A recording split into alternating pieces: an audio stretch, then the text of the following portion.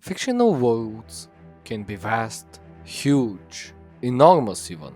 They can explore entire galaxies and multi-universes, or they can focus only on one planet, one geographic location, one city, even one neighborhood.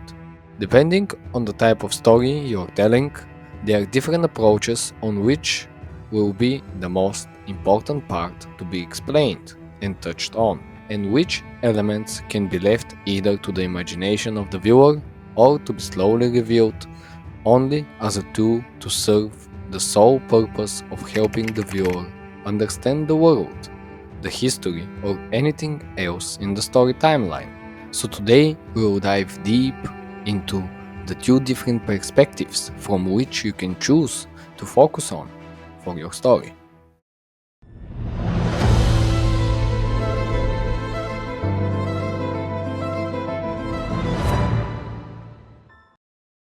The one that I like more and is the one I'm using in my stories more is the one focusing equally or even more on the world surrounding your characters, but also giving information about the lore and characters.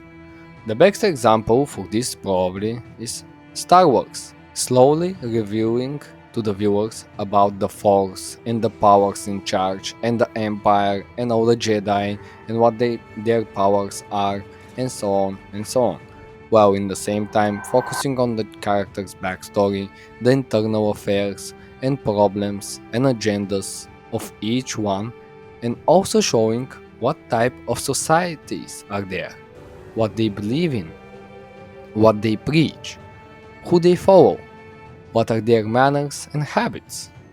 I love this type of storytelling and I have used it in my own project Dark Folklore that is coming out soon, where I show the viewers a world crushed by an evil force, evil virus, you may say, impacting all life on Earth, all except one, because he is already impacted by the equal opposite one to Darkfall, the Chimera, and she only affects one single person, the complete opposite. There I focus primarily on how the powers work, where they come from, what problems have they created, and so on and so on, while in the same time explaining characters, their backstory, their way of living, and everything else. To properly manage this type of writing, you will need to create a world where you know everything that might raise some questions, how this or that works. But the amazing part is you don't need to reveal it. You can leave it to the imagination of your viewer, or hint it by explaining a different thing that is correlated to it. You have options. In the same time, you will need to let the audience know the important details in order to not over confuse your audience, but rather keep them in the dark, so much so they are interested but they don't turn the TV off because they simply can't understand the purpose of your story. You can create worlds as you like them. You can make it that 5 different planets are connected to each other, but make it so it makes sense to your overall story. I call this type the outside inside writing. You create your world with its own vast creatures or people or planets and spaces and villains and heroes, and as you build it, you create the characters and their backstory, where they went in your world, what happened there, where they plan to go on next, and so on and so on. You create the world and your characters move through it and they create the full version of the story. Hey people, if you're enjoying the video so far, please make sure to leave a like and subscribe to the channel. This is how you help me continue doing what I'm doing. Thank you and let's continue.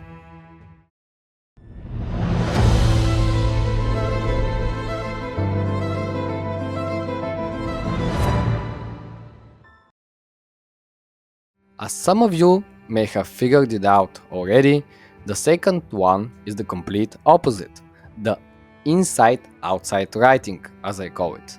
And its best example is Harry Potter where the writer wrote the story following Harry and his friends as they become wizards, and the story progresses, its main focus is on what are the characters' motives, the backstory, the danger lurking there, showing more and more characters, what is their connection to the story, while in the same time revealing more and more of the world around them, but mainly focusing on the internal affairs and agendas and how their society works, what type of people they are.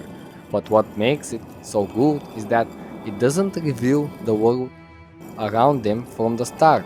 In the same time, everyone wants to know how the magical world of witches and wizards work, so they are invested in it. And J.K. Rowling only reveals something new about the world when it is convenient enough, when she needs to do it in order to progress the story. But revealing not too much to not let the audience have all the answers and get bored, but in the same time revealing the most juicy parts for the particular moment in the timeline. I like this one as well, and I have used it in my book on the other side, which is available for you to read on my website www.klepix.com. There, I first introduce the characters and how their life works, then their problems, affairs, and as their journey continues, I reveal the world surrounding them and how it works as well. In this type, your focus has to be on the inside part of the story, the characters, history, society, habits, and so on, and as you follow that, to reveal what is going on in the world around them as much as you think will be beneficial for the story, but not too much. Giving just enough of the pie so the audience is satisfied, but their stomachs still want more, and by the time you reveal the next thing, they are already starving for it.